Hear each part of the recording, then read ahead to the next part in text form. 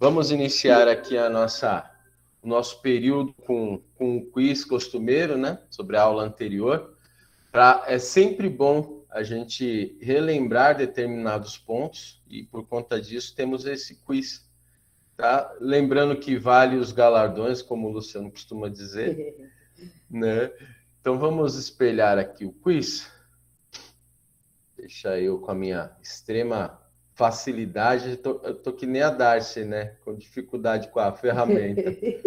Só que eu sou um pouquinho pior, Darcy, nessa questão. Vamos compartilhar aqui. Aí, dessa vez foi rápido aqui, ó. Sobre a aula anterior, dia 14/11. Vamos iniciar as questões? Vamos lá. Primeira questão. Senhorio de Cristo no lar, Colossenses 3, 18-21, o tema. Vamos lá. Primeira questão. Para alguns autores, o trecho de Colossenses 3, 18 a 4:1 pode ser, alternativa A, um acréscimo de fragmentos do livro de Levítico. B, um acréscimo de conselhos práticos de Salomão, originários do livro de Provérbios.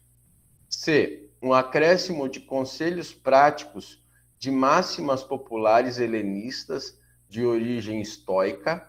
A pomba.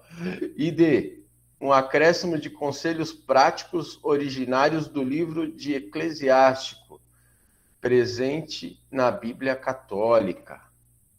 Luciano, que dificuldade, rapaz. Essa é logo a primeira. Vamos lá, alternativa A, B, C ou D?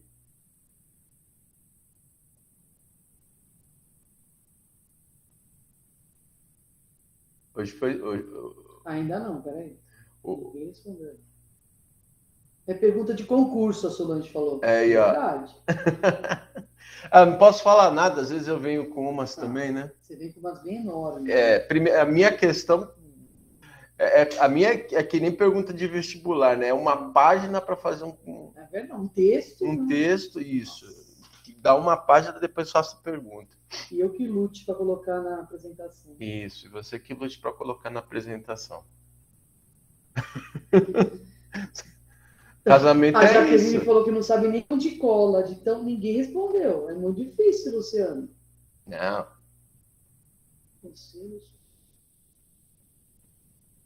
Nossa. Buguei. Eu buguei também. O Luciano falou que é dica. Precisa, Luciano. Dá para eliminar, gente. A Jaque só que respondeu até agora D.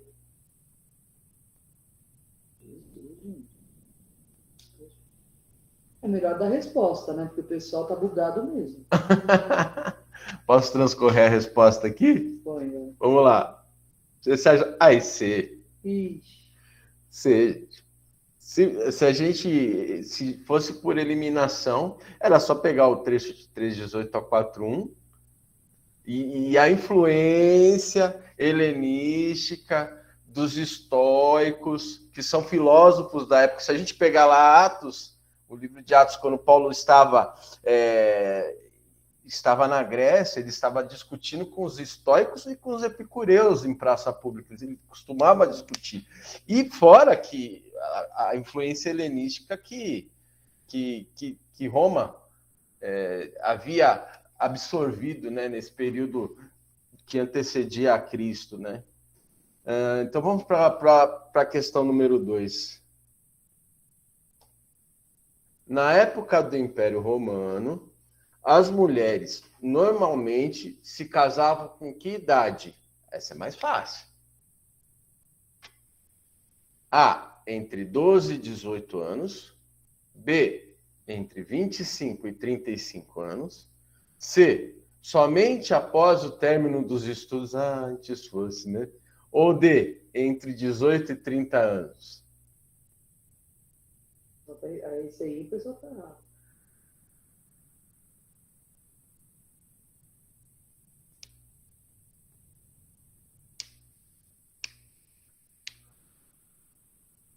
É o tempo.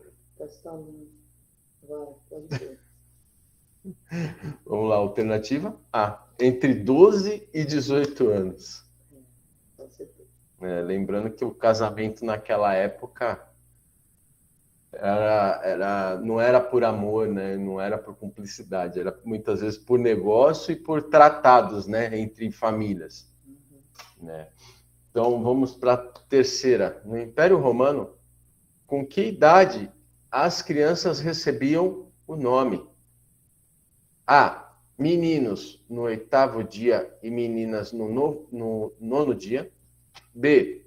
Meninas no 8º dia e meninos no 9º dia. C. No dia do nascimento. Ou D. No 3º dia após o nascimento. Isso me lembra com quantos dias uma criança é circuncidada.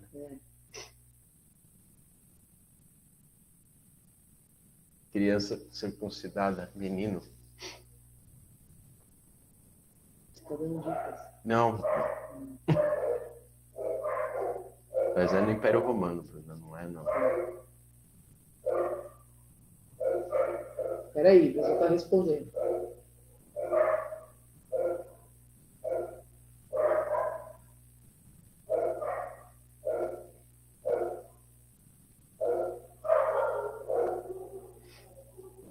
Vamos lá. Vai. Vamos lá, vamos para a resposta certa. Aí. Meninas no 8º dia e meninos no 9º dia. Se fosse levar em consideração o que eu falei, né? Seria o contrário. Então, o pessoal teve que... Exatamente. Então, vamos a quarta questão. Luciano, eis a questão, meu querido. Depois, né? Depois. Beleza. Então, vamos lá. O decreto do monge jurista Graciano, em 1410, exigiu que os casamentos só acontecessem: A. Somente entre pessoas de sexos diferentes. B. Somente entre pessoas maiores de 18. C. Somente com consentimento das partes. Ou D. Somente entre cidadãos romanos livres. O decreto do monge jurista Graciano, em 1410, exigiu que os casamentos só acontecessem somente entre pessoas de sexo diferentes, somente entre pessoas maiores de 18, somente com consentimento das partes, ou somente entre cidadãos romanos livres.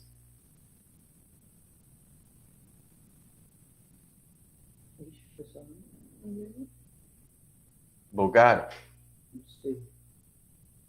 Eu não respondi porque eu fiquei vendo.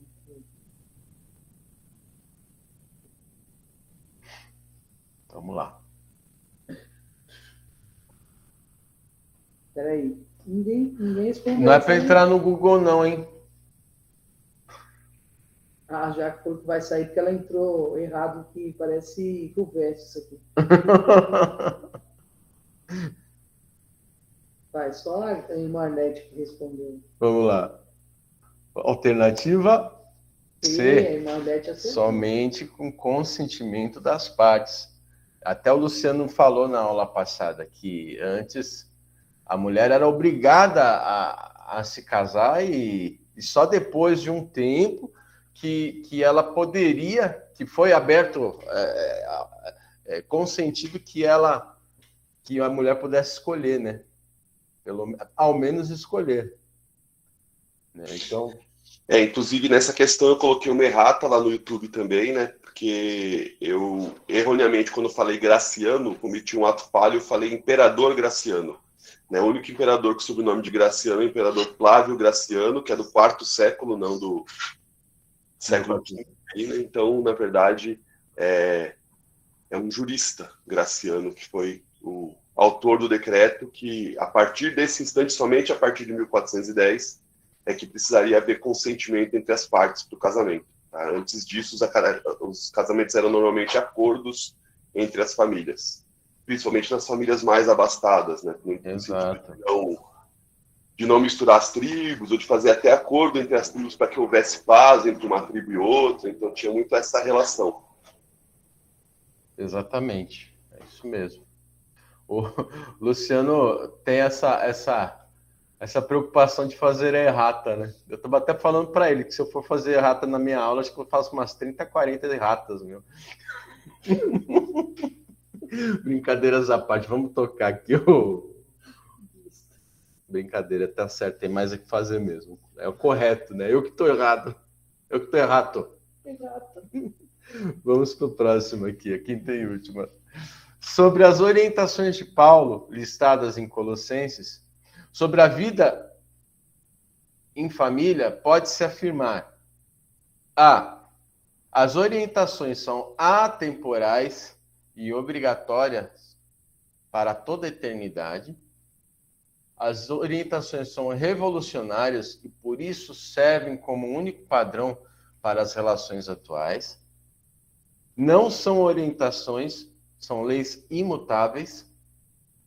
Ou D. As orientações foram um avanço para a época, mas precisam ser analisadas dentro do contexto, do seu contexto.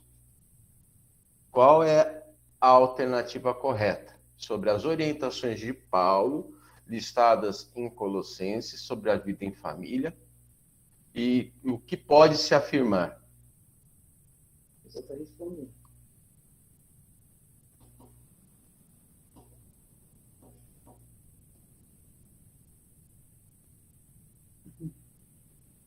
Vamos lá. Essa tá fácil.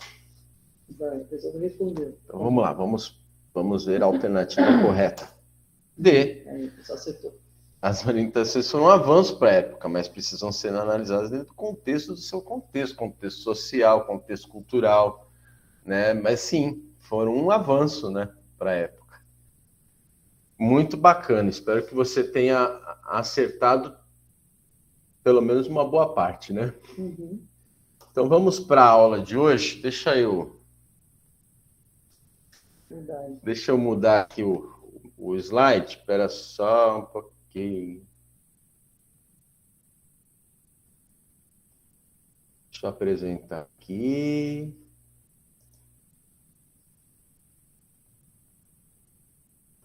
Vamos que vamos.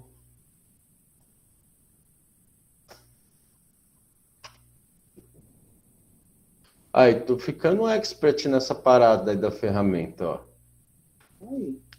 Já consegui espelhar. Então, assim, hoje a gente vai transcorrer sobre as últimas instruções de Paulo, ou seja, seria a última aula sobre Colossenses, tá? Que vamos falar hoje no capítulo 4, dos versículos 2 a 18, tá? São as últimas instruções de Paulo à igreja, tá? E eu acho bem interessante porque não são instruções tão polêmicas quanto a da aula passada, né? Mas, assim, eu gostaria muito que tivesse uma boa participação, porque nós trataremos sobre um tema que seria, teoricamente, o primeiro tema, a primeira instrução de Paulo aqui, que é a oração. Tá? Mas, enfim, vamos transcorrer aqui. Eu gostaria de fazer por partes. Tá? A primeira parte, a gente vai ler aqui do versículo 4, do versículo 2 ao versículo 6. Deixa eu pegar aqui. Isso, do versículo 2 ao versículo 6. Tá? Depois a gente vai tratar sobre as saudações finais de Paulo. Tá? Então, vamos iniciar aqui. 2 a 6. Vamos ler. Dediquem-se à oração. Estejam alertas e sejam sempre agradecidos. Ao mesmo tempo, orem também por nós, para que Deus abra uma porta para a nossa mensagem, a fim de que possamos proclamar o mistério de Cristo, pelo qual estou preso. Orem para que eu possa manifestá-lo abertamente, como me cumpre fazê-lo. Sejam sábios no procedimento para com os de fora. Aproveitem ao máximo todas as oportunidades. o seu falar seja sempre agradável e temperado com sal, para que saibam como responder a cada um. Então, assim, no versículo 2-6, a gente já coloca aqui no primeiro versículo, que seria o 2, tá? 3 pontos que são passíveis, que são exortações de Paulo para a igreja, para nós, né? Instruções que são passíveis de analisarmos e são passíveis de praticarmos, né? Aliás, Paulo vem transcorrendo no decorrer tanto da aula anterior, chegando até agora, sobre as questões práticas, né? Vimos que o Luciano abordou na aula passada o tema do relacionamento familiar, que seria homem e mulher, e pai com filho, né? Haverá, sim, uma abordagem do tema entre senhor e escravo, que foi deixado para as aulas de Filemon, tá? Que são contextos práticos, são contextos de vivência daquela época, onde podemos, sim, buscar um grande conteúdo para forjarmos as nossas atitudes como cristãos no contexto contemporâneo, tá? No contexto em que vivemos. E esses 3 focos aqui que estão no versículo 2 é algo mais voltado para nós como de uma forma particular, né? Ou seja, como isso daí interfere em nós e como isso daí interfere tanto em nós e reflete através de nós as pessoas que estão à nossa volta, tá? Então, aqui Paulo trata no versículo 2 sobre 3 pontos, tá, de grande importância. O primeiro ponto é o que ele manda, né? O que ele aconselha, que vem uma sequência iniciada por um verbo. Dediquem-se à oração. Ou seja, o verbo me indica o quê? Ação. Tá? Então, assim, dedicarmos à oração. O segundo tema tratado é estejam alertas. Estejam alertas. E o terceiro é sejam agradecidos. Tá? Esses 3 resumem completamente, tá? Se a gente for buscar um pouco mais a fundo, tá? Resumem completamente a forma como devemos viver, a forma como devemos nos portar como cristãos, como parte integrante do reino de Cristo. Tá? Aí eu lhes pergunto uma coisa, a forma que devemos nos portar, levando em consideração o que foi exposto aqui, é a mesma forma que o mundo, ou seja, que o meio secular se porta? A forma que devemos nos portar é a forma correta que o mundo deveria seguir. Aí eu lhes faço a outra pergunta. Será que estamos nos portando dessa forma? Né? Então, eu gostaria de convidá-los a tanto esmiuçar comigo esse texto, essa parte, tá? Também espero que vocês teçam suas conclusões, suas opiniões, e sim, também aquilo que vocês aprenderam para complementar a aula, tá? Para a gente tornar esse período mais agradável, tá? Então vamos no primeiro ponto, tá? Primeiro ponto. Achei que não fosse enrolar. Dediquem-se à oração, tá? Aqui Paulo está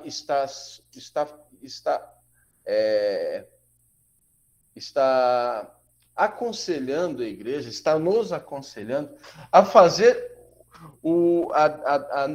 a termos, tá? A ação, a termos o exercício, tá? Que nos caracteriza como povo de Cristo. Tá? O que nos caracteriza como povo de Cristo? O que caracteriza a nossa crença? Tá?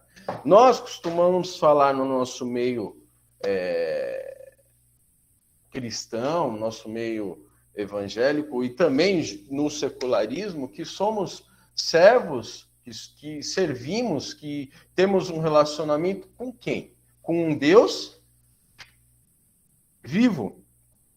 E por sermos relacionados com um Deus vivo, por que não não conversamos com esse Deus vivo? Não temos a nossa prática diária, o costume da oração. Ou seja, Paulo está falando que nós temos que nos dedicar à oração. Nós temos que ter uma constância, uma prática constante de oração. Mas muitas vezes isso daí não é a nossa realidade, sejamos sinceros, né? Sejamos sinceros. Às vezes a gente acorda, às vezes a gente passa o dia e às vezes a gente sequer fala com o nosso Pai. Mas isso é de grande importância, porque assim, eu coloquei 3 pontos que eu achei interessante da gente falar sobre essa questão, tá? Que eu vi e notei que são pontos principais para minha dentro do meu conceito, tá? O primeiro ponto que eu coloco aqui para vocês é que a oração, tá? Ela tem por sua base benéfica, tá? Não só a questão do que Deus necessita que falemos com Ele, mas sim tem como uma base benéfica de que a oração é algo que nos beneficia como filhos, nos beneficia como servos, tá? Por quê? Porque o primeiro ponto que eu coloquei assim é que a oração, ela nos faz, eu de novo aqui, reconhecer que somos falhos e limitados diante de Deus. Aí você pergunta, mas Deus sabe o que eu estou passando. Tudo bem, Deus sabe o que você está passando. Mas Deus quer que você tenha esse contato com Ele. Tá? Pelo que eu vejo, alguém levantou a mão. Fala, Sô.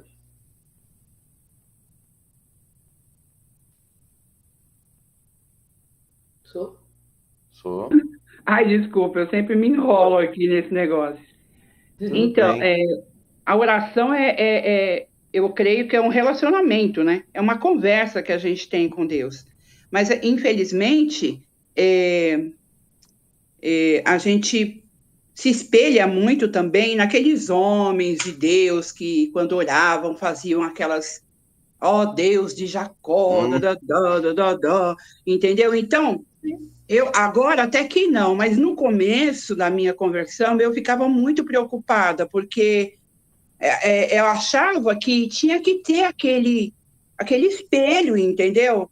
E isso durante muito tempo, porque eu vim de uma igreja, né, pentecostal, e amo aquela igreja, não estou falando mal, misericórdia, mas eles não tinham, assim, aquela orientação de você ter um relacionamento pessoal com Cristo, sabe? Sem ter muitas delongas, sem muitos melindres, e ter o Deus mesmo como nosso Pai, como que Ele está aqui perto, né? E a impressão era que Ele estava muito longe, e eu tinha que ter todo aquele cuidado para falar, né? E isso seguiu durante muito tempo, graças a Deus que com o tempo a gente vai amadurecendo, né? Uhum. E tentando ter esse relacionamento que também não é fácil, né? Porque tem aquilo também da gente sentir menor, indigno, enfim. Mas é um caminho, né? É um caminho a se traçar. Exatamente. Exatamente. A oração é uma prática, né? É uma prática.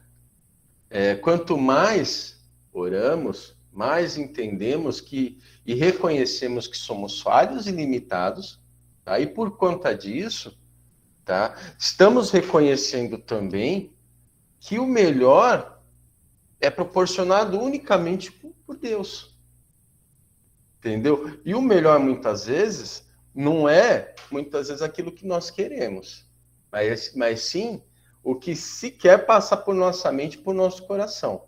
Mas a oração nos faz, aos poucos, também entender que aquilo que nos é concedido, tá? É o melhor de Deus para nós. E isso reflete também em nós para com o nosso próximo. Entendeu? Vamos pegar aqui Mateus 7, de 7 a 11. Eu gostaria de ler com vocês. Deixa eu colocar aqui. Mateus 7, de 7 a 11, é onde Jesus fala, dá uma bela de uma abordagem sobre a persistência na oração, tá? Que fala assim: peçam e será dado, busquem e encontrarão, batam e a porta será aberta, pois todo o que pede, recebe, o que busca, encontra, aquele que bate, a porta será aberta. Qual de vocês, se seu filho pedir pão, lhe será dado uma pedra? Ou se pedir peixe, lhe será dado uma cobra? Se vocês, apesar de serem maus, sabem dar coisas boas a seus filhos, quanto mais o Pai de vocês, que está nos céus, dará coisas boas aos que lhe pedirem. Assim, em tudo, vamos no 12, assim em tudo, façam aos outros o que vocês querem que eles façam a vocês, pois esta é a lei dos profetas. Então, assim, eu coloquei o 12, mas seria até o 11. Aí a gente vê que Jesus faz uma analogia e faz uma comparação, né? Nós como pais e o nosso Deus que está no céu como um pai. Nós, com a nossa origem má, tá? Não negamos nada aos nossos filhos, tá? O que nós damos aos nossos filhos é aquilo que é bom, né? Deus, que dirá Deus, que é o Senhor, que é o amor, tá? Que é o amor em essência, nos dará coisa ruim, tá? Então, o que Jesus está apontando aqui em Mateus é que é a questão da confiança que nós temos que ter no Pai que está no céu. Que ele tem o quê? Ele tem o melhor para nós. Isso é uma questão, como Paulo aqui diz, de dedicação, tá? Porque isso, a dedicação na prática da oração nos transforma, nos faz conhecer mais a Deus. E quanto maior o relacionamento com Ele, mais parecido com Cristo ficamos. Tá? Porque nós somos transformados de glória em glória, de dia em dia. Entendeu? Então, a dedicação à oração é extremamente benéfica. Por quê? Porque, primeiro, nós reconhecemos nossas falhas, nós identificamos que precisamos de ajuda, Deus nos transforma e nos faz refletir essa transformação. Parece que vai ter mais alguém, a Dida quer falar. Dida, deixa eu só dar um exemplo aqui. Eu estava preparando aqui a aula ontem e me lembrei de um fato que ocorreu com meu pai. Eu estava até lendo Mateus e lembrei desse fato. Quando eu era moleque, eu tinha 15 anos, eu comecei a trabalhar. E isso, naquela época, quem trabalha, até o Luciano, na época, às vezes eu encontrava com ele nas ruas do centro da cidade, ele sabe muito bem do que eu vou dizer. Naquela época tinha as lojas de calçados, eles vendiam tênis em prestação. Mas eles vendiam tênis em prestação não como é hoje, né?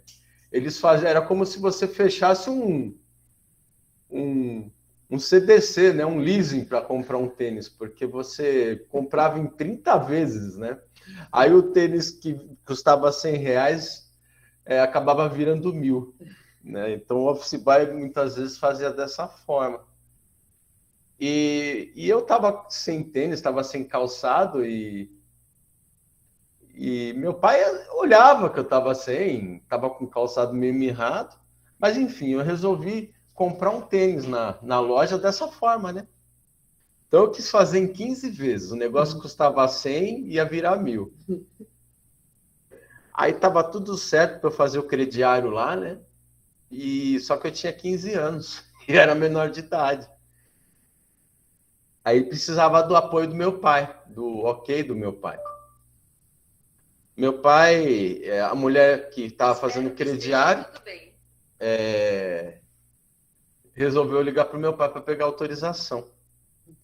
E eu esperando, meu pai, a mulher volta da ligação que fez e fala assim: ô Rodrigo, seu pai quer falar com você no telefone. Eu fui lá falar com ele, ele falou: olha, essa é a decisão correta a ser tomada? Eu falei: pai, eu não sei, porque eu preciso de tênis e é o jeito que eu encontrei. Ele: tá. Se quiser, eu te dou autorização. Mas se você quiser, você pode desligar esse telefone, falar que eu não autorizei e vir falar comigo. Aí eu desliguei o telefone, falei para a moça que não ia fazer, que ele não deixou, e voltei para casa. Ele falou: olha, eu posso sair com você para comprar esse tênis, e eu posso comprar ele e você me paga da forma que você quiser, sem juros. Eu falei: pai, mas você não viu que eu estava sem tênis? Ele falou: eu vi que eu estava sem tênis. E por que você já não ofereceu logo de cara? Ele falou: não, primeiro que eu queria ver como você se virava. Né? Pai tem essas coisas. Segundo, você não me pediu. Então, eu não sei a sua real necessidade. Eu sei que você precisa do tênis, mas o que você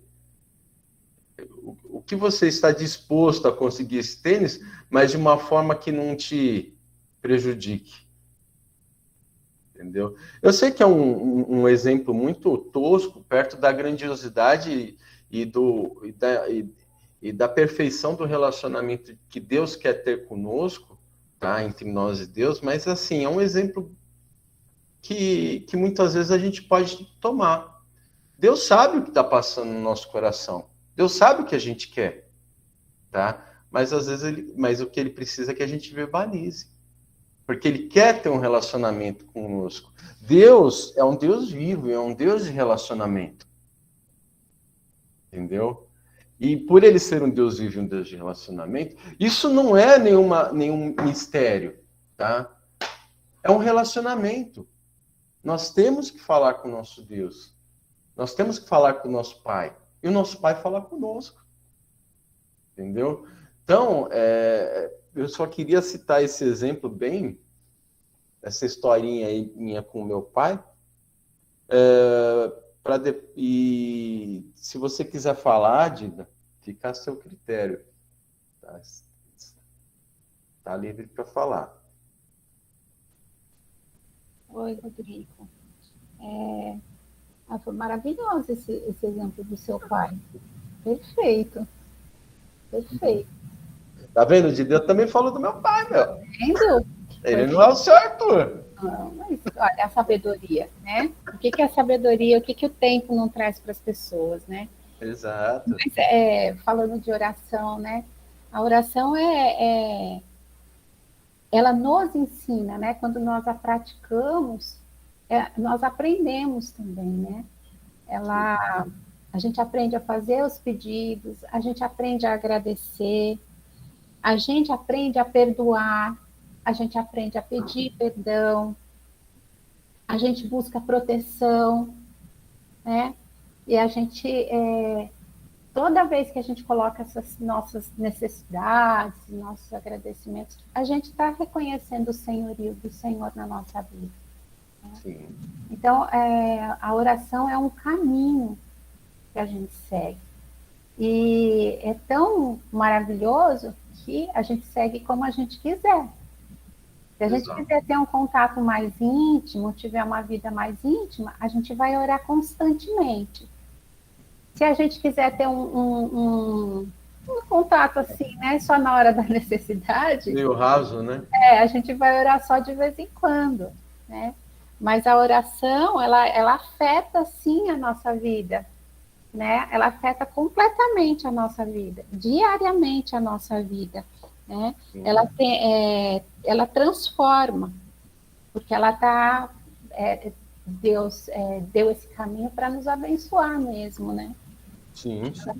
A oração concede paz, né? A sabedoria, perdão, curas, respostas que Deus dá, os sims e os não, né? Sim. Então, é um caminho de amadurecimento a oração para aquele que é temente ao Senhor. Né? Eu creio dessa forma.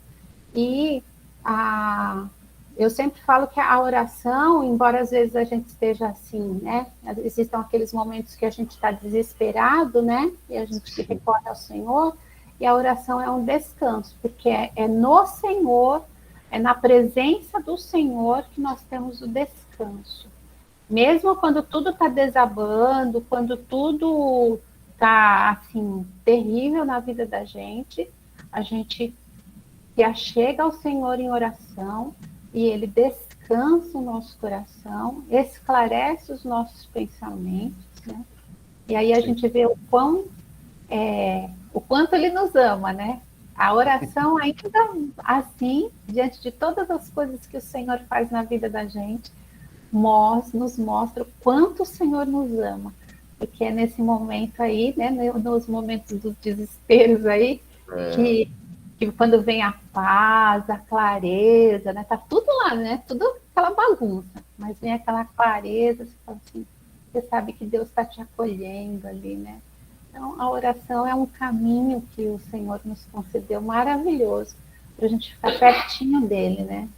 Então, é algo que é para a gente usufruir todos os dias e várias vezes ao dia, né? Sim. Nosso coração está sempre diante do altar do Senhor mesmo, né? Exatamente, ela é transformadora, ela não é algo que é mecânico, né? Que é para a gente ficar repetindo palavras, é para a gente se achegar, né? É isso aí. Sim, exatamente. O nosso Deus, o braço e o colo do nosso Deus é ilimitado, é extenso e cabe, né? E cabe todos nós. E realmente é uma tratativa, é uma bênção, é um benefício que Deus nos concede, tá? De estarmos chegando a Ele, que nos muda, que nos alimenta, nos alenta e nos dá a liberdade de expressarmos tete a tete com o nosso Pai, sem precisar seguir essa sequência, até como a Solange falou, né? Mas isso a gente vai, aos poucos,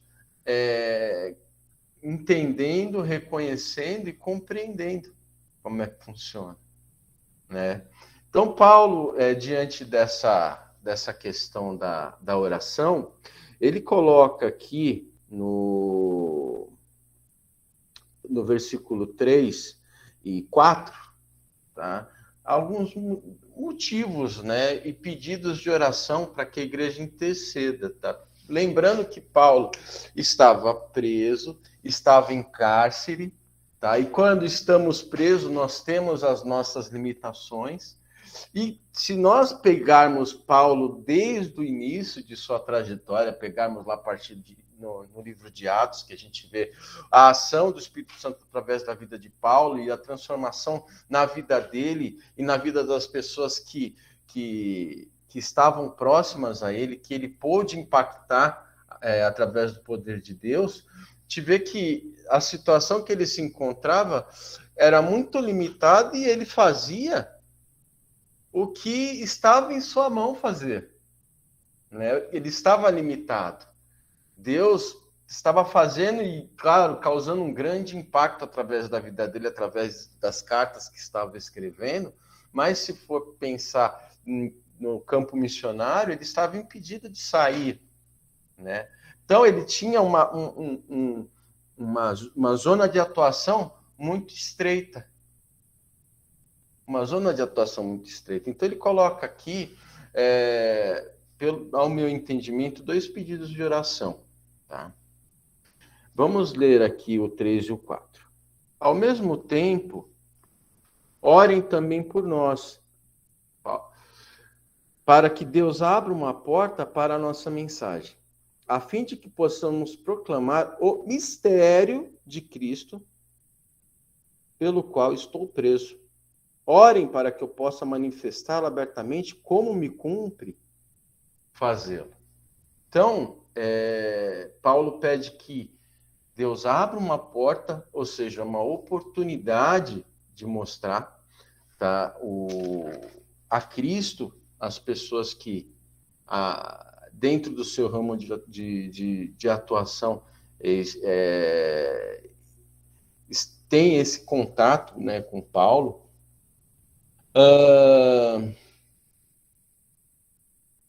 Tá? Para que ele possa, sim, da mesma forma que ele fez, mostrar o mistério de Cristo. O que seria o mistério de Cristo? O mistério de Cristo, se a gente for puxar, tá? Se a gente for levar em consideração, seria o quê? Seria Cristo. Cristo é um mistério revelado. É aquele que foi exposto, que era tratado pelos judeus e também foi exposto aos gentios. E ele é mostrado, tá? E ele é mostrado através da vida dos cristãos, através da vida de Paulo, tá? E Paulo, ele já reconheceu, tá, que ele está preso, o motivo pelo qual ele está preso é essa questão, tá? É a questão da palavra, da mensagem que ele pregava, daquilo que ele foi incumbido de fazer, tá? E o motivo pelo qual ele está preso é isso. E agora, de uma certa forma, ele poderia estar pedindo, tá, que os irmãos orassem para que ele saísse da prisão, né? Mas ele está pedindo, sim, uma oportunidade dentro do cárcere, tanto ele quanto seus companheiros, de mostrarem a Cristo, de darem esse testemunho da vida e da transformação e da vida de Cristo através da vida deles. Tá? Ele podia pedir para sair, mas a gente vê que, independente da situação, Paulo era um homem de oração. Temos a plena certeza disso, né? Ele também não teria dado essa exortação para que os irmãos se dedicassem à oração, permanecessem em oração, tá? E tem plena certeza que Cristo, através da oração, Deus, através da oração, colocou em seu coração essa chama que arde pelas vidas que estavam naquele local.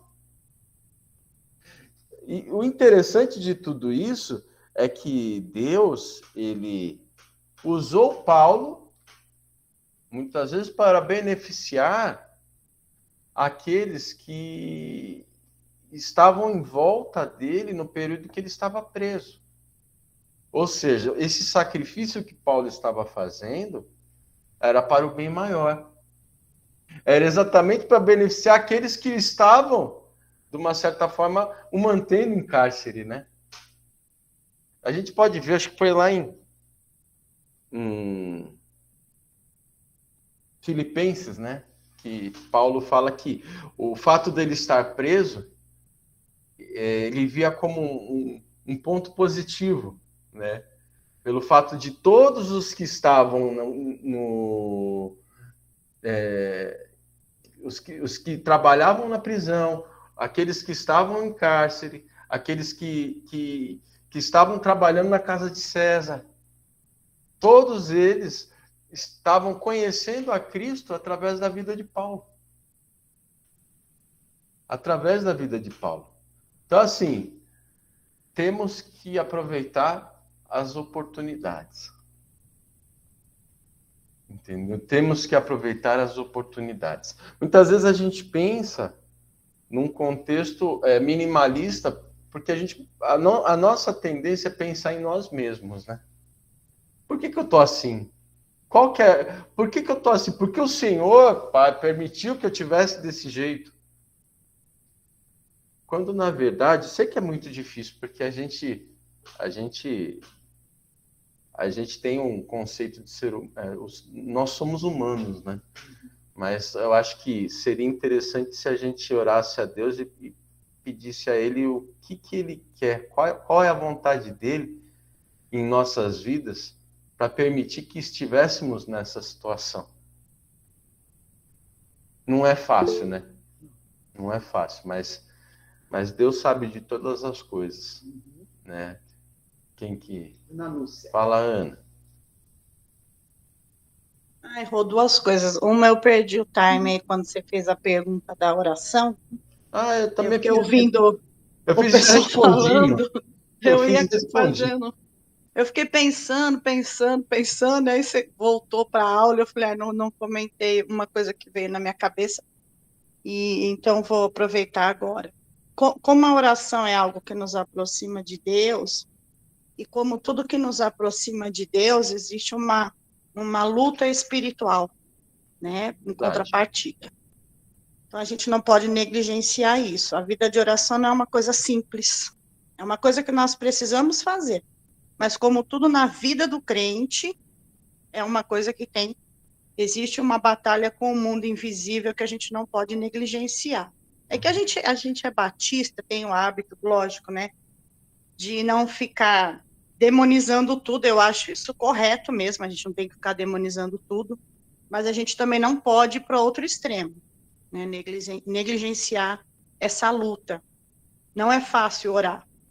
A gente reconhece que é uma vida de constante batalha. E essa questão também da gente tentar entender os tempos é muito difícil. A gente precisa realmente estar muito, assim, mais próximo de Deus, porque tem coisas que Deus não revela, né? E você tem que lidar com isso. Você vai perguntar eternamente o porquê e para quê, e às vezes você não vai ver, porque Deus não vai falar. Simplesmente a coisa aconteceu e ele não vai revelar. E a gente precisa também crescer e aceitar isso, né? Amadurecer com essa informação. Então, que a gente consegue ver, a gente precisa realmente ter muito discernimento, se empenhar. Paulo estava ali na prisão, ele agarrou a oportunidade, ele viu isso. E a gente precisa ver essa oportunidade em todas as circunstâncias, mesmo quando elas são muito difíceis. E tem aquelas que você não vai ver. E ainda assim você vai precisar continuar. Então, que Deus nos ajude nessa batalha aí. Ana, você falou da dificuldade que é a oração.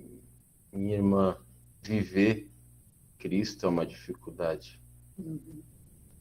Paulo mesmo falava, né? Miserável homem que sou, que aquilo que eu quero eu não faço, o que eu não quero faço. E eu acho que a oração entra também nesse contexto, né? Porque nós somos humanos, então existe uma grande dificuldade em tudo isso.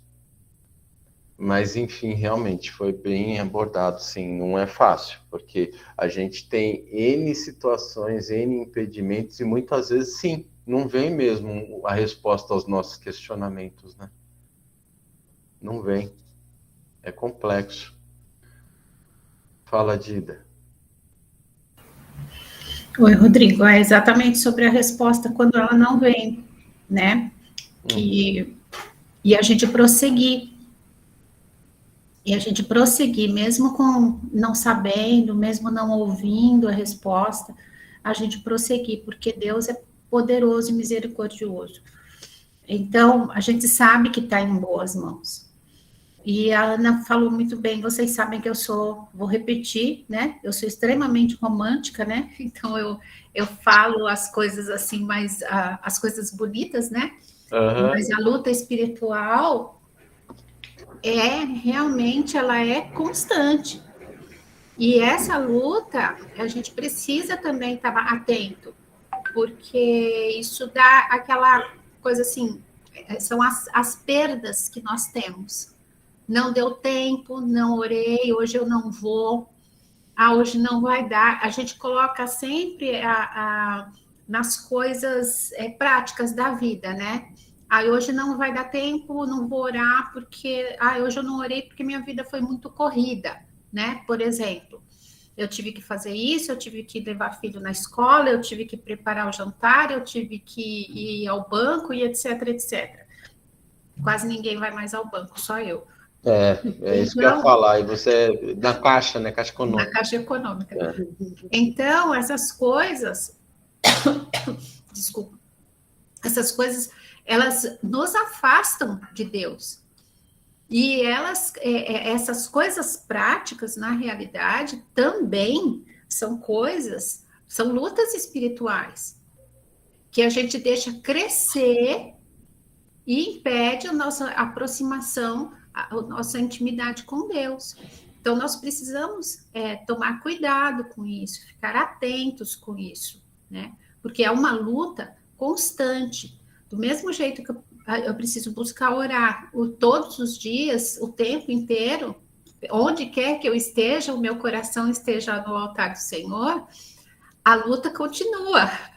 A luta também é constante. Tira do foco a vida, quando a gente está nessa vida de oração, existem coisas que vêm à nossa mente ou até à nossa boca para falar, que quando a gente está realmente conectado com Deus, a gente tem prudência, né? Deus fala, a gente ouve Deus falar, não fale isso, pensa, sabe? Calma, né? Mesmo que seja uma pessoa explosiva, uma pessoa que já quer ir arrebentando tudo, mas o Senhor, o Espírito Santo fala, calma, porque está debruçado diante do Senhor. É uma diferença grande. É realmente uma diferença grande. Então, a gente ficar constantemente buscando ao Senhor e na presença desse Deus maravilhoso, nós vamos ter esse descanso, sim. Embora as lutas existam as lutas, e a luta espiritual, sim, ela não pode ser descartada, né? Mas na presença do Senhor, nós vamos sendo moldados. E quando não temos as respostas, mesmo assim, nós vamos aprender a esperar. Dói, lógico que dói. A gente quer a resposta, né? Mas a gente não precisa também saber de tudo, né? Nós somos tão pequenininhos, a gente não precisa saber de tudo. Quem sabe de tudo é Deus. É verdade, Dida. É uma grande realidade. Pastor Eli, quer falar? Nossa! Oi, pastor! Bom dia, Rodrigo, professor. Obrigado pela aula, está muito boa. Bacana. E bom dia a todos também. Todas as palavras, o que você disse sobre oração e todas as irmãs e irmãos que falaram, realmente nos edificaram bastante, né? Só queria também, para acrescentar, dizer que a oração, aliás, voltando um pouquinho, eu vi vocês falando, foi comentado a forma de oração, né? A Solange fez uma observação interessante sobre o modo como nós conversamos. No começo a gente tem aquela preocupação de usar alguma oração modelo, enfim. Uma experiência assim que eu tenho tido é se aquietar na oração, né? Ter um tempo de oração em que eu não fale tanto, como é normal e como a gente costuma fazer. Eu quero dizer com isso que, às vezes, nos meus períodos de oração, eu me silencio mesmo e tento ouvir a voz de Deus, né? Há algum tempo eu tenho buscado essa experiência e tem sido muito enriquecedora, assim, muito tremenda para a minha vida, porque, como vocês bem falaram, a oração é um relacionamento. E eu creio que é mesmo essa via de mão dupla em que a gente fala com Deus, Ele nos ouve. Como alguém já disse, a oração é conversar com alguém, sempre está disposto a nos ouvir. Né? E Ele também ministra o nosso coração. Né? Então, quantas vezes eu vou buscar a orientação do Senhor na oração e o Senhor fala, no momento da quietude, vem à mente, né, aquilo que a gente está buscando, ou não, mas também Deus fala da mesma maneira, né? Sim, então, sim. Só de tudo que foi bem falado, eu queria acrescentar essa experiência de não só ficar falando no momento de oração, por mais estranho que seja isso, né? Mas a gente, naquele momento assim, a sós com Deus, a gente parar para ouvir o Espírito Santo, né? Sim. É maravilhoso. Obrigado. Nada, imagina. Nós que agradecemos aí por ter complementado, e realmente a gente tem que entender que a oração é uma conversa, né? E quando a gente conversa, a gente fala e a gente escuta também, né? Tem que ter um momento assim, de quietude, esse momento para nós entendermos o que Deus, a resposta de Deus para a nossa vida, né? Essa que é a questão. Mas sim, isso daí é uma grande realidade. Mas assim, temos aqui a segunda, agora saindo um pouco do quesito oração, tem um quesito prático que Paulo nos recomenda que façamos, tá? Que seria: estejam alertas. Vamos lá no versículo 5 e 6. Fala assim: sejam sábios no procedimento para com os de fora. Aproveitem ao máximo todas as oportunidades. O seu falar seja sempre agradável e temperado com sal, para que saibam como responder a cada um. Então, assim, isso daí, Paulo conota muito a praticidade da nossa vida e da nossa convivência, não só com dentro da igreja, mas também com aqueles que não conhecem a palavra, né? Porque nós não vivemos somente entre nós, né? Mas vivemos, sim, num mundo secular, e onde as pessoas têm a necessidade de Cristo, assim como nós temos. Só que, para que elas tenham essa necessidade, entendam essa necessidade, nós temos que mostrar Cristo através das nossas vidas. E o interessante aqui que Paulo coloca, tá, é que ele coloca assim: para aproveitarmos o máximo todas as oportunidades. Aproveitarmos o máximo todas as oportunidades. Isso daí nos conota uma questão de tempo. Interessante que, assim, aonde que estamos, o que estamos fazendo com o nosso tempo? O tempo tem muito valor, tá? O nosso Deus é o Senhor do tempo, é aquele que nos deu a condição de viver e de viver dentro dessa linha de tempo. Mas o que nós estamos fazendo com ele? O que nós estamos jogando o nosso tempo fora? Ou nós estamos aproveitando o máximo? O que Paulo quer que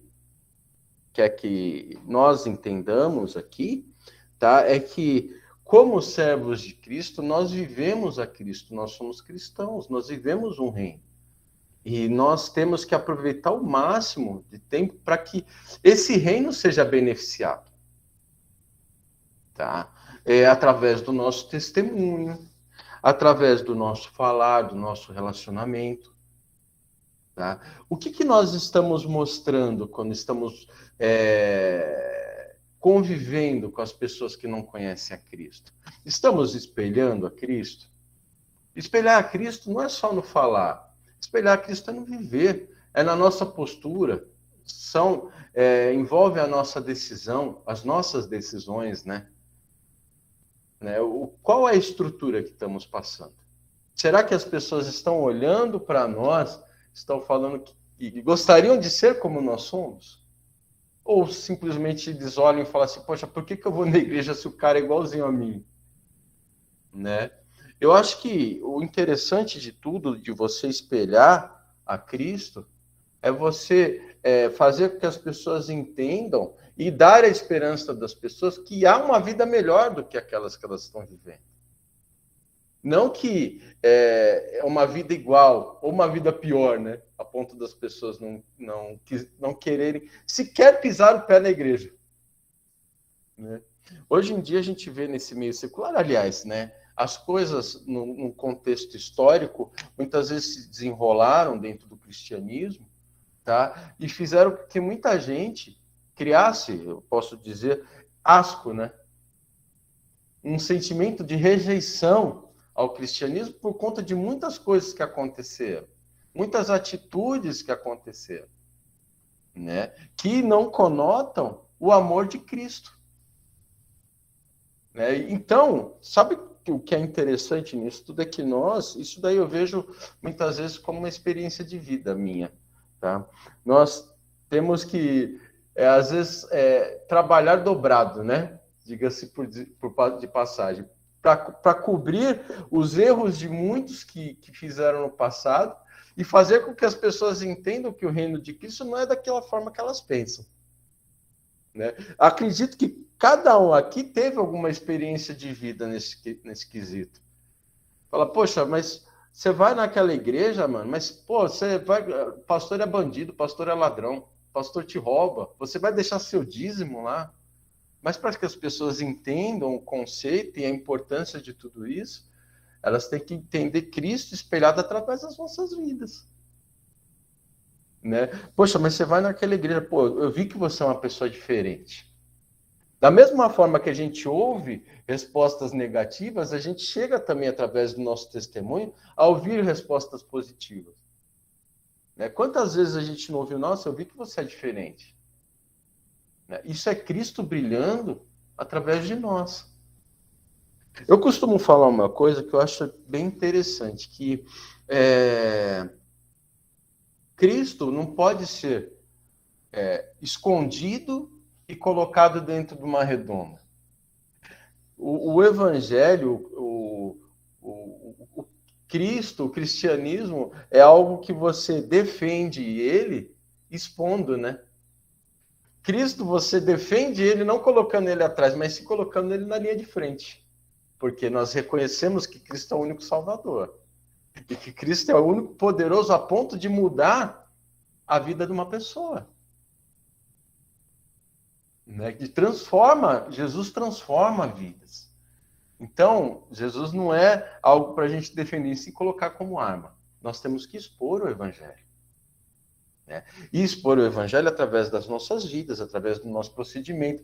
Paulo está querendo que a igreja que os colossenses entendam que a maneira que eles têm que viver, tá? Da forma que eles, como cristãos, tem que refletir de uma forma positiva. Da mesma forma que Paulo está refletindo de uma forma positiva em seu cárcere. Está expondo e está dando um testemunho vivo de Cristo. Né? É muito interessante. Então, o que ele quer que a gente entenda é a questão do aproveitar. Vamos aproveitar o nosso tempo para realmente nos dedicarmos às coisas do reino. Muitas vezes a gente pensa que determinadas situações, por exemplo, nos encontrar com os nossos irmãos, comermos juntos, expressar o nosso amor aos nossos familiares, aos nossos amigos. Isso daí é um fruto de dedicação das coisas do reino. Porque nós estamos fazendo com que o reino seja exposto. Diga. Oi, Dida. O Rodrigo, Paulo estava aproveitando o tempo dele na prisão. É, isso aí, isso. Uhum. E testemunhando, ele não estava lá fora, né? Ele não estava lá falando, ele estava falando, mas ele não estava lá fora, livre e tal. Ele estava preso. Sim. E aproveitando o tempo dele e testemunhando do Senhor. Exatamente. Então, é exatamente isso, o nosso comportamento, a nossa conduta, né? É que fala o que está habitando em nós. Nós somos portadores, nós somos propagadores do Evangelho. Não só em palavras, mas através das nossas atitudes, do nosso comportamento. Exato. Eu volto a falar, eu acho que é uma coisa que precisa ser muito bem trabalhada em cada um, o temperamento, porque talvez eu use errado aqui a palavra, mas assim, coloca sempre assim, eu fiz errado por causa do meu temperamento. Eu nem falo assim, eu fiz errado, não, eu estou colocando errado ainda. É assim porque é assim que eu sou, entendeu? É assim que eu sou. Mas não é assim. Se esse eu sou não faz bem para quem está comigo, para as pessoas que estão à minha volta, aonde eu trabalho, com quem eu convivo, então eu preciso buscar no Senhor essa transformação. E Deus transforma. Deus transforma. Mas o cristão, ele precisa ter esse compromisso consigo mesmo. Sim. Porque é através dele que Jesus vai brilhar. Então, o que cada um de nós, como que está a luzinha, como que está o brilho em cada um de nós? Exato. Né? Porque talvez você não consiga falar do amor de Cristo para o seu vizinho, talvez ele não queira ouvir, mas o seu comportamento vai falar algo com ele.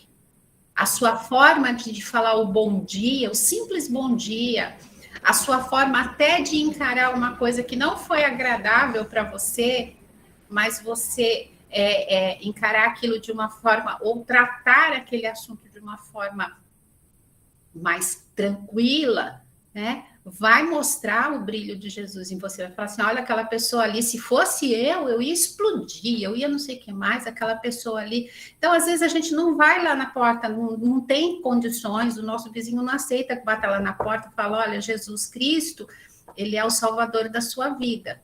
Mas o seu comportamento vai mostrar, olha, aquela pessoa ali tem uma luz diferente. Então, é a partir de mim. É a partir de mim. Não é eu ter Jesus e querer mostrar para os outros uma coisa que eu não vivo, uma coisa que eu não sou. Então, eu acho que a primeira atitude é a gente pedir para Deus a transformação, principalmente do nosso temperamento, para que Deus dê paz ao coração. O nosso exemplo mais maravilhoso é Jesus Cristo. A conduta dele. Então, nós temos aqui, através da palavra de Deus, a vida de Jesus Cristo e o que ele nos diz. A cada dia, a gente abre lá a Bíblia e vê a conduta do Senhor Jesus Cristo. Exato. A gente vê os ensinamentos de Paulo, como ele brilhou Jesus depois de toda, né, a trajetória da vida dele. Então, eu, Dida, posso fazer diferença, sim.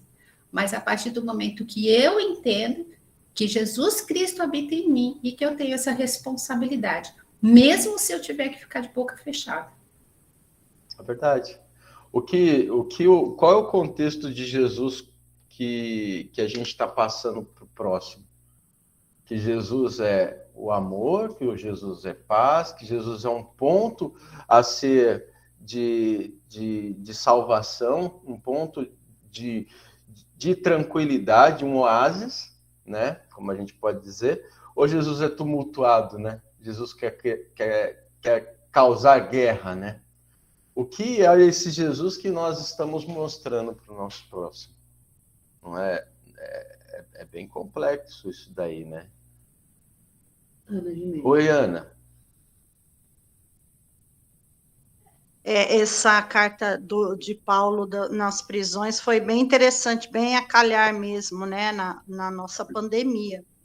Imagine você depois, quando veio a pandemia, que a gente ficou com um relacionamento muito restrito, né?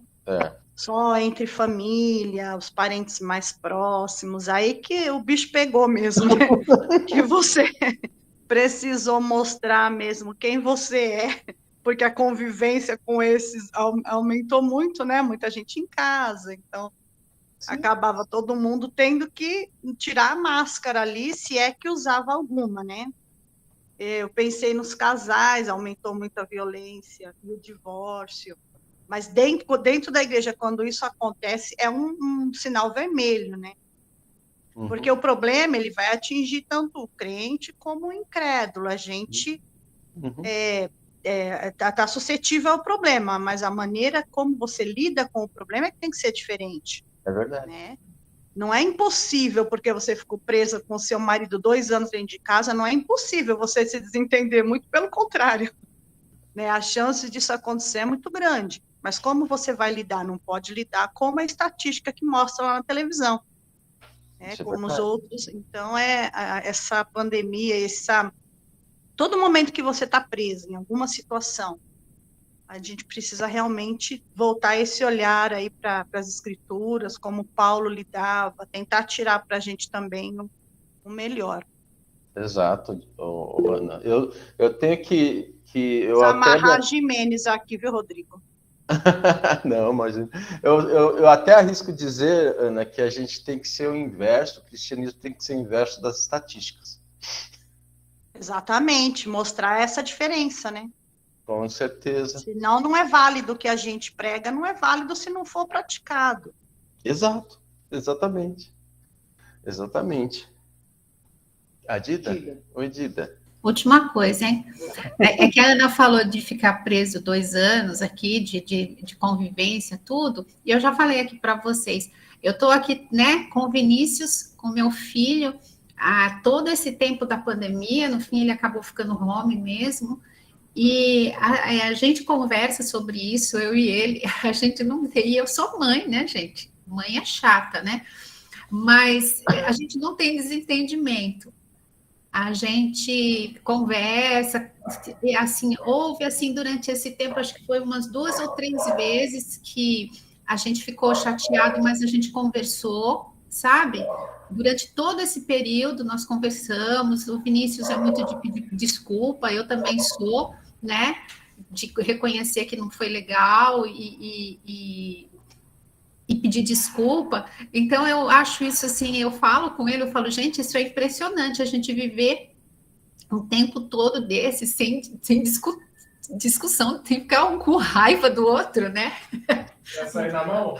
Mãe com raiva do filho, porque a gente vê tanta coisa aí, né? O filho matou a mãe, o filho bateu na mãe, eu falo, gente.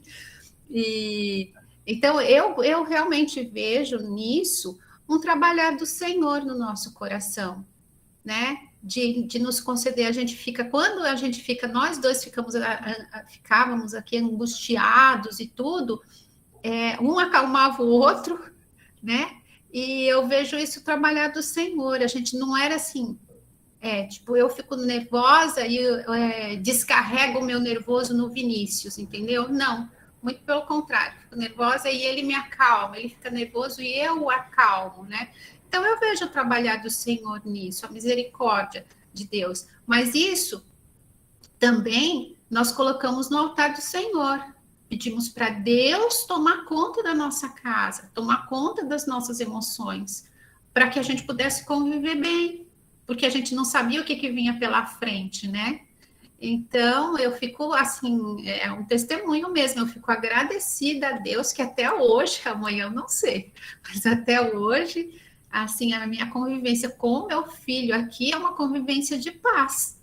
Então, eu louvo a Deus por isso e eu sei que é o trabalhar do Senhor nos nossos corações.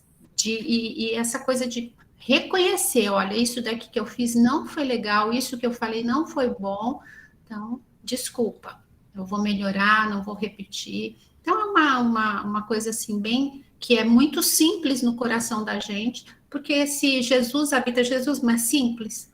Jesus é simples. Se Jesus habita no nosso coração, as coisas são simples. A gente que complica, mas as coisas são bem simples.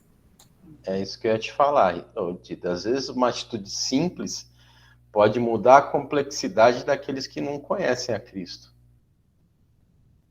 Às vezes, para nós, pode ser uma atitude simples por conta de estar no nosso meio, isso daí. A questão do perdão, a questão do amor, a questão do se preocupar, tá? Ele é algo que vem de Deus para nós. Nos transforma e, por conta disso, amamos, somos preocupados, ajudamos, tá? São frutos do trabalhar de Deus em nossas vidas. Mas tem gente nesse mundo que não está acostumado com isso. E diante de determinadas ações nossas, isso pode causar um impacto muito grande. Para a gente é simples, mas para eles pode ser um impacto. É muito interessante isso daí. Lá no meu serviço tinha uma moça que passava por muitos problemas. Tinha uma família complicada, eles não eram de religião nenhuma, eles não criam em Deus, e eles discutiam muito, a família era muito complexa.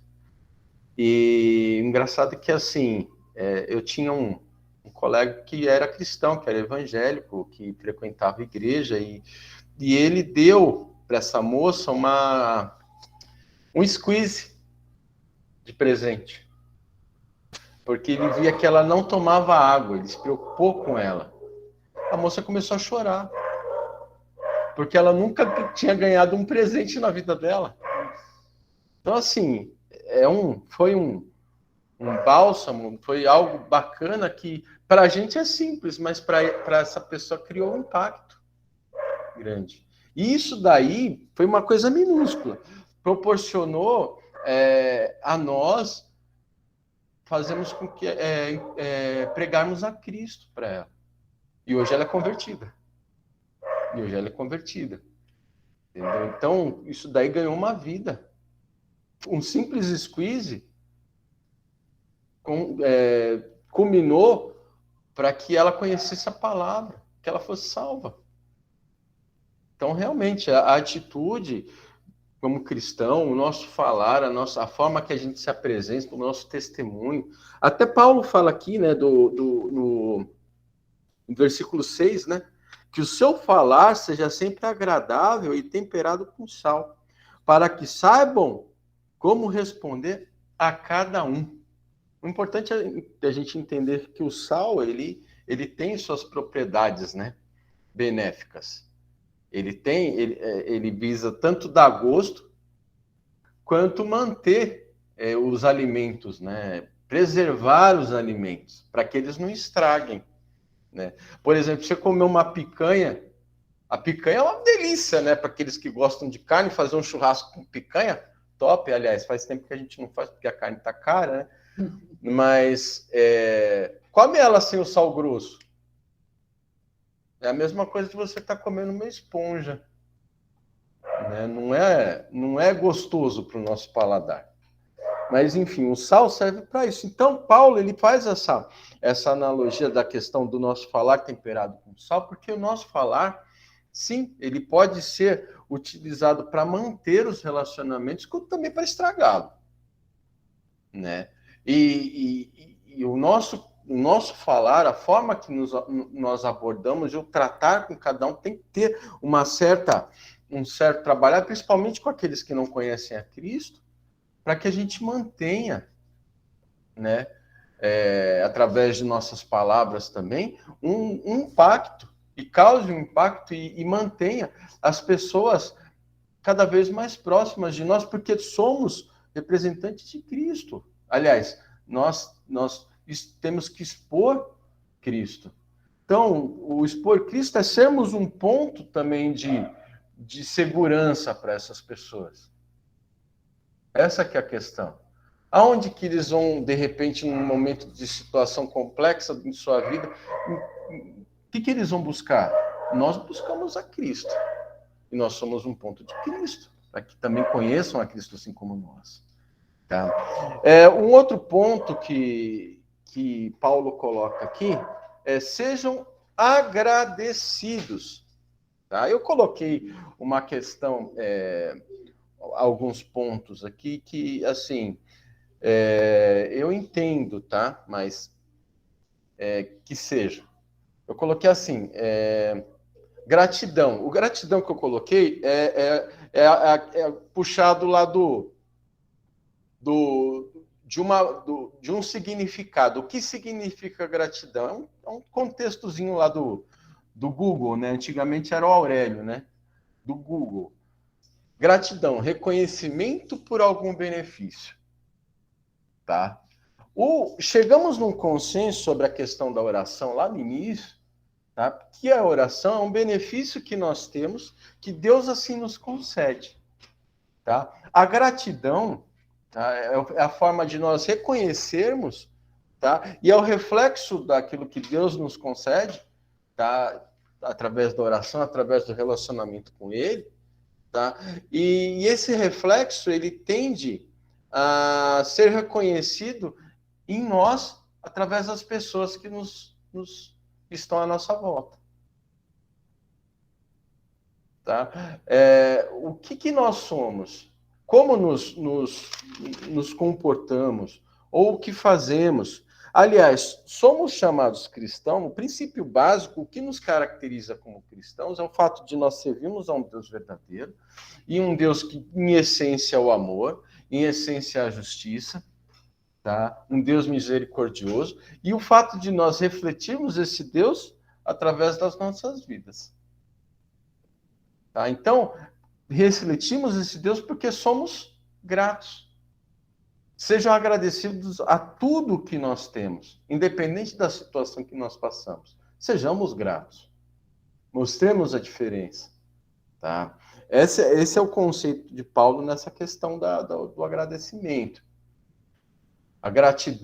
Da gratidão em si, né? É o reconhecimento pelo benefício que nós temos. Tá? Terminando esses 3 pontos que Paulo coloca, se alguém quiser também complementar a questão da gratidão, fique à vontade, porque a gente já está indo para os pontos finais que são as saudações, tá? Que vai do versículo 7 ao versículo 18, tá? Onde Paulo faz um agradecimento, algumas instruções finais, e ele cita uma série de nomes aí que a gente vai transcorrer, tá? Até por uma questão de tempo, né? Para a gente não se alongar muito. Mas vamos para a próxima, então? Sim. Ninguém falou nada, então dou-lhe 1, dou-lhe 2, dou-lhe 3. Versículo de 7 a 15, vamos... A Darcy. Oi, Darcy, desculpa, querido, eu vou voltar aqui. Rodrigo, eu sei que eu falo bastante e eu não consigo escrever, a escritora é a Dida. Então, ela fala também, Darcy. Então, até do ponto anterior que você estava falando, sejamos alertas, só assim uma coisa para a gente, porque eu penso isso. Paulo, as cartas de Paulo, ele está escrevendo para as igrejas, então ele está escrevendo para crente, para a gente aprender, para a gente entender. Quando ele escreve, isso já no começo, qual é o pai que o filho pede pão e dá uma pedra? Ele está dizendo, será que alguém na igreja também não agia assim? Ele está dando um alerta, pensa nisso, se você faz isso, porque muitos vinham de fora, se convertiam, e muito crente faz isso mesmo, demonstra uma coisa e faz outra, isso é próprio do ser humano. Mas ele está dando um alerta para a gente pensar mesmo, para a gente pensar. E também que a sua palavra seja temperada com sal. A gente sabe o valor do sal naquela época. Também tem aquela coisa do contexto, naquela época o sal. Mas ele fala que seja agradável, que a sua palavra seja temperada com sal. Isso me fez lembrar do meu pai, por quê? Eu sou hipertensa, você sabe, né? Então, a minha comida, o sal é limitado. Quem gosta da comida mais salgada, é mais fácil colocar, né, um sal. E o meu pai, ele falava assim, eu gosto da comida, isso antes, né, porque a minha comida era temperada, era mais salgadinha. Aí o meu pai falava assim, Lena, eu gosto da comida de Darcy, porque era o tempero, entendeu? Então, mas Paulo dá esse alerta. Isso faz com que a gente lembre da realidade dos dias de hoje, né? A gente lembra. E também é uma lição, seja temperado, quer dizer, na medida certa. Olha lá. Então, é para a gente se observar. Toda lição a gente pensa para a gente. Eu estou fazendo assim, eu estou agindo assim, não é para o outro. Porque isso é muito próprio da gente, do ser humano, é muito próprio. Eu vou dar uma indireta, esse versículo aqui, casa direitinho com fulano está fazendo isso. Não, dar indireta com isso não dá certo. Então, era essa observação que eu queria fazer. Paulo, as cartas de Paulo, no momento que ele estava passando, nenhum momento ele falou, Senhor, a oração, me tira dessa situação, por que isso está acontecendo comigo? Sim. Né? Então, isso é um alerta para a gente ler a Bíblia, é isso, para a gente entender, para a gente aprender. Tá? É isso mesmo. Obrigada, e a sua aula está ótima. Muito obrigado, Luciano. Bom, o Luciano já sabe. Oi, Dida. Oi, é justamente isso aí que a Darcy falou. Agora não é só o Jimenez que fala, os Rodrigues também, os Bezerra também. E o que a Gi já colocou aqui no chat, é uma questão de autoanálise. As cartas, o alerta que ele está dando é para crente, é para quem conhece a palavra, é para a gente. Exato. Né? Então, é o meu comportamento, a minha forma, a minha atitude, em todos os lugares. Na minha casa, no meu trabalho e na igreja também. Como eu trato os meus irmãos. Exato. Independente dos problemas que eu tenho, né? Sim, independente de como eu estou. Às vezes o nosso coração está amargurado, às vezes o nosso coração está triste, às vezes a gente está muito abalado com uma determinada situação. Mas o meu irmão lá da igreja não tem nada a ver com isso. Então, eu vou tratá-lo com amor, com carinho, com atenção, né? Ele também precisa de um carinho, de uma atenção, porque talvez o coração dele até esteja mais angustiado que o meu. Então, o Paulo está alertando a todos nós, para que nós tenhamos controle na realidade, né? Um controle, para lidarmos com as nossas situações, com as circunstâncias que nos cercam, que nos atingem, e a forma como a gente se comporta diante do nosso próximo. Porque não adianta nada a gente falar do amor ao próximo se a gente não pratica isso. A gente conhece a palavra, a gente conhece, a gente ora e tudo, mas a gente não pratica isso. Então, a gente não está testemunhando, né? Sim, com certeza. Com certeza. Isso é uma realidade. Vamos passar para o próximo, para a próxima. Bom, vemos aqui no versículo 7 a 15, Paulo, ele tece suas considerações finais e coloca aí uma série de nomes. Tá? A gente vê aqui alguns nomes, tá? E a gente vê que o evangelho, assim, colocando num geral, tá?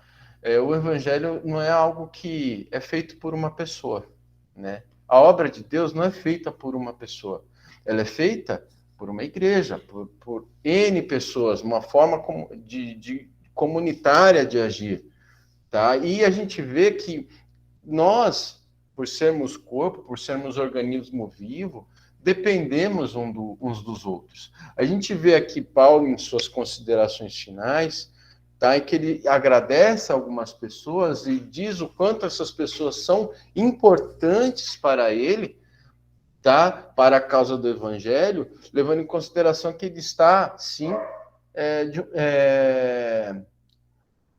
está assim limitado em suas ações, tá? Então aqui vamos iniciar aqui no versículo 7. Eu gostaria de ler com vocês, tá? E a gente está traçando aqui algumas recomendações. A primeira pessoa que ele fala é a questão do irmão Tíquico, tá? Que ele fala que assim, no 7, Tíquico informará vocês de todas as coisas ao meu respeito. Ele é um irmão amado, ministro fiel e cooperador no serviço do Senhor. Eu o envio a vocês precisamente com o propósito de que saibam de tudo o que se passa conosco e para que lhes fortaleça o coração, tá? Tíquico, ele é a pessoa que vai ser enviada, tá, por Paulo às igrejas da Ásia para entregar essa carta à igreja de Colossas e também, lá no final, ele vai pedir para que seja lido lá em Laodiceia, tá? As igrejas da Ásia, que estão situadas no Vale do Rio Lico, tá? Quando a gente fala de contexto de igreja, a gente não fala, naquela época, a gente não fala de catedral ou aquela igreja do Assunção que está construída. Eles se reuniam o quê? Nos lares, tá? E muitas vezes tinham vários lares, tá? Que se situavam como igreja. Então, quando se falava a igreja de Colossas ou a igreja de Laodiceia, seria para todas as igrejas que estavam situadas em determinados lares no local, na cidade, tá?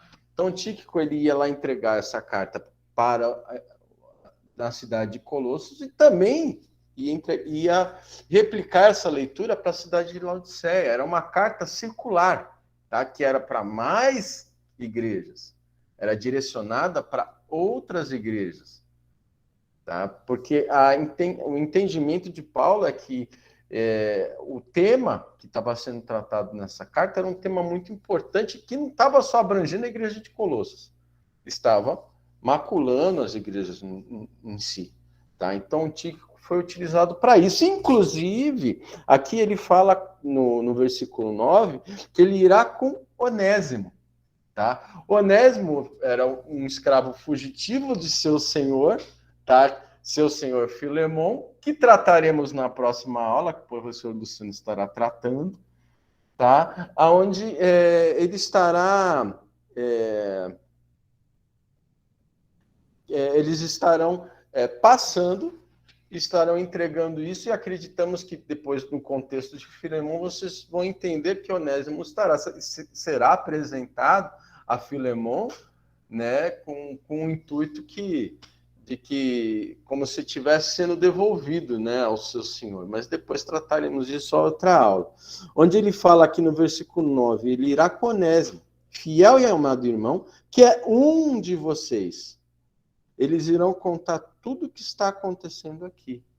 Ou seja, Onésimo fazia parte do todo. Também Paulo fala aqui no versículo 10 de Aristarco. Aristarco, meu companheiro de prisão, envia saudações, bem como Marcos, primo de Barnabé, tá? Vocês receberam instruções a respeito de Marcos, e ele foi visitá-los, e receberam.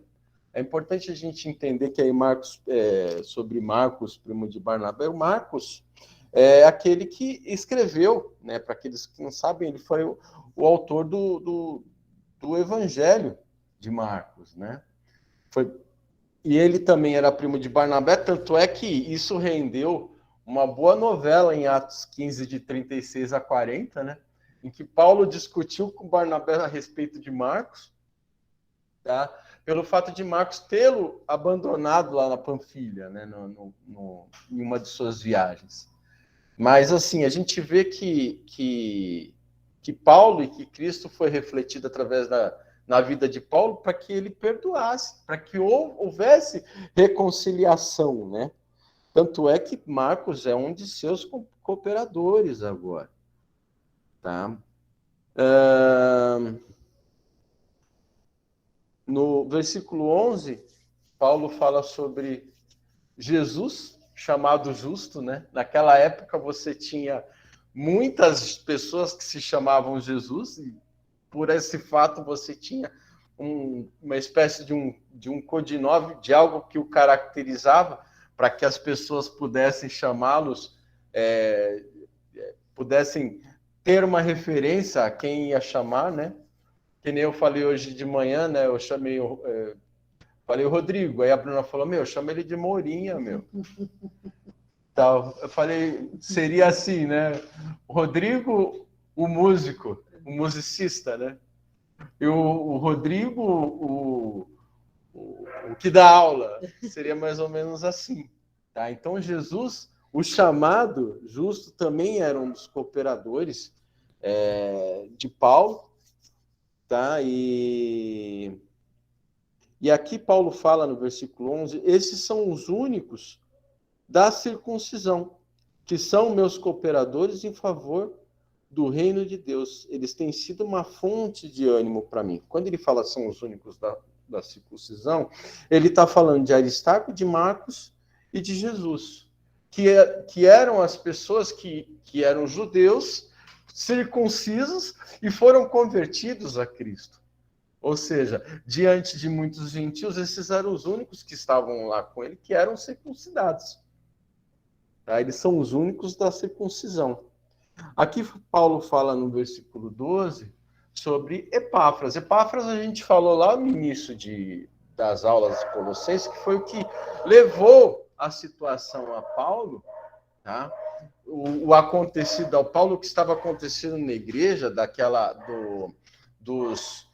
que a igreja estava sendo maculada, de uma certa forma, por aqueles que estavam com aquelas filosofias que estavam contradizendo com suas práticas e filosofias, e maculando a igreja, tirando Jesus como o único potencial de salvação, né? Como o único caminho, sempre colocando junto de Cristo alguma cerimônia ou algum ritual, né? Essas heresias dentro da igreja. Porque Paulo, quando escreve Colossenses, só vale a pena relembrar, ele fala, ele está alertando a igreja sobre a prática de algumas heresias, de algumas práticas que não estavam de acordo com o evangelho, que estavam tirando Cristo como o único caminho, né? Ou seja, estavam tirando a igreja do seu real propósito.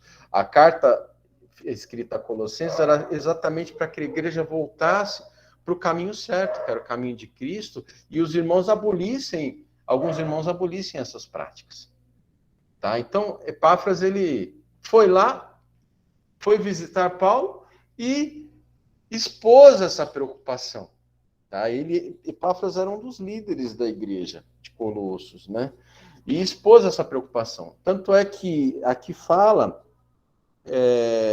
que Epáfras, aqui no versículo 12, envia saudações, ou seja, ele não vai voltar. Quem vai voltar era Tíquico com Onésimo. Epáfras ainda ia ficar lá auxiliando Paulo nessa questão do ministério, ia ficar por lá, né? Epáfras, ele simplesmente expôs o problema que estava ocorrendo. E Onésimo e Tíquico iam entregar a carta, né? Aqui também fala no...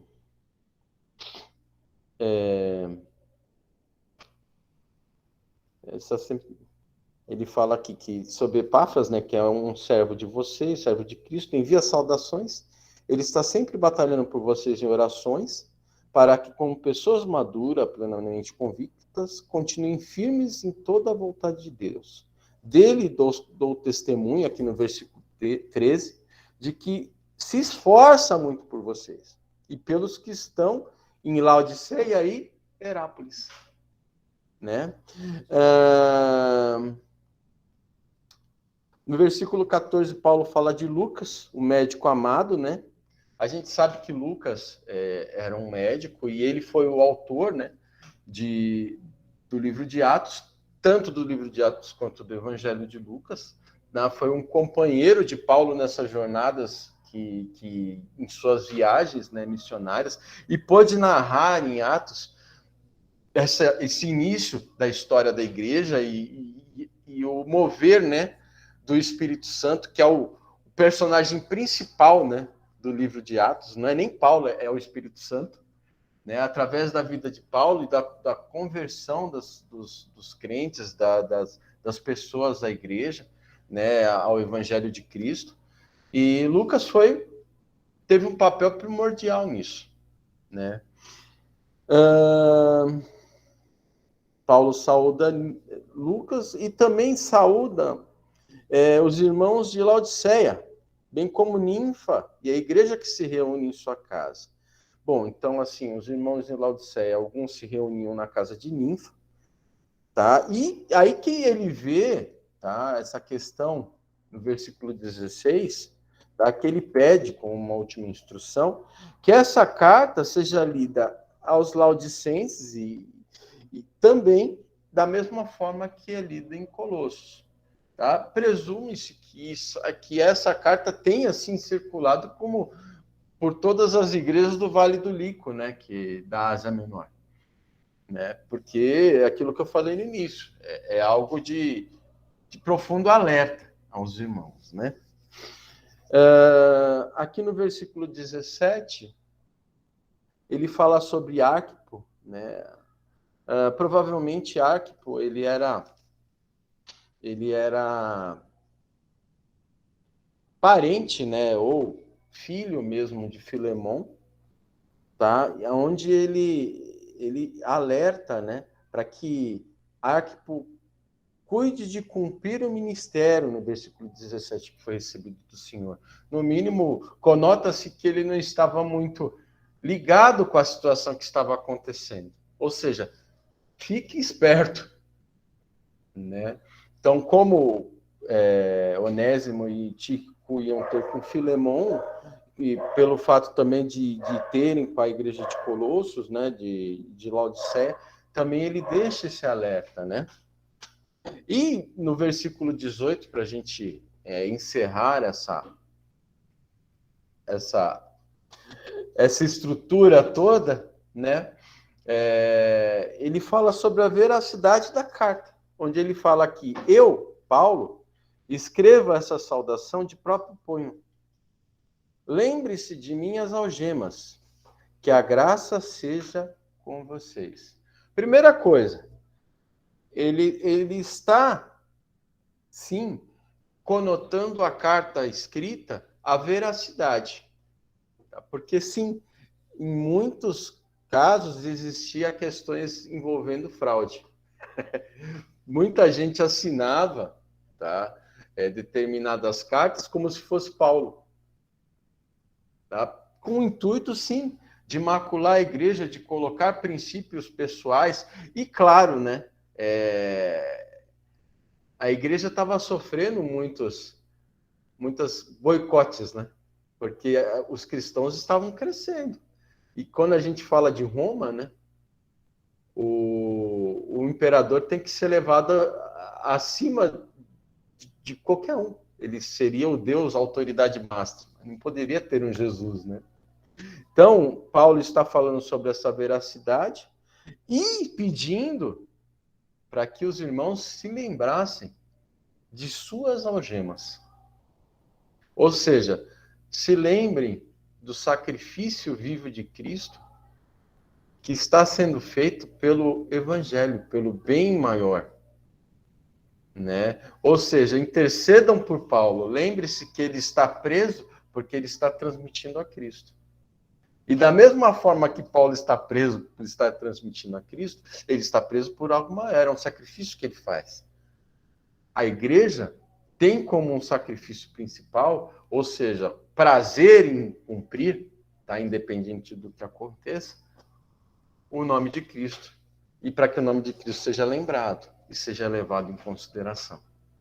Tá? Então, essas considerações finais, essas instruções, servem, sim, de uma forma mais de compreensão geral, para que a gente entenda que o reino de Cristo não é feito por uma pessoa. O reino de Cristo, a obra de Cristo, a igreja, tá? Ele é algo que orgânica, é um organismo, tá? Na verdade, não é orgânico, é um organismo vivo. E um depende do outro. A gente vê aqui no Paulo falando nessas saudações, pessoas que o ajudaram, pessoas que precisam ter um pouco mais de cautela, pessoas que são extremamente úteis no ministério, né? Obreiros de ministério, pessoas que precisam de oração, pessoas que precisam de alento, não é? Isso daí, se a gente for tecer uma comparação com a nossa igreja, é a mesma coisa. O importante é que a igreja é viva. É viva, a igreja cresce. E nós fazemos parte desse contexto. Né? E Paulo está apresentando dessa forma. E Paulo, assim como muitos, foram mártires para que nós tenhamos o que temos. Tenhamos tudo isso. Para que nós vivamos o que temos agora. E da mesma forma nós, para que outros também possam viver. Né? É muito importante isso. Então, assim, eu encerro a aula de hoje, tá? E expondo esses 3 pontos aí que no início do capítulo 4, e também essa estrutura das considerações finais, tá? E com isso também estamos encerrando a aula da Epístola aos Colossenses, tá? E entraremos, a partir da próxima aula, em Filemão. Tá? É aquilo que a irmã Darcy falou, né, que depois foi complementado pela Gijo aí no chat, e também pela Dida, que a igreja, o que nós aprendemos para nós. que nós temos que, sim, praticar aquilo que nós aprendemos. Então, a carta foi escrita num contexto voltado para a igreja em si, para aqueles que foram convertidos, e para nós também. Tá? Então, assim, eu encerro aqui a nossa aula, vejo se há alguém que queira complementar mais alguma coisa, porque estaremos, a partir da próxima aula, entrando em uma nova epístola, né? Ana de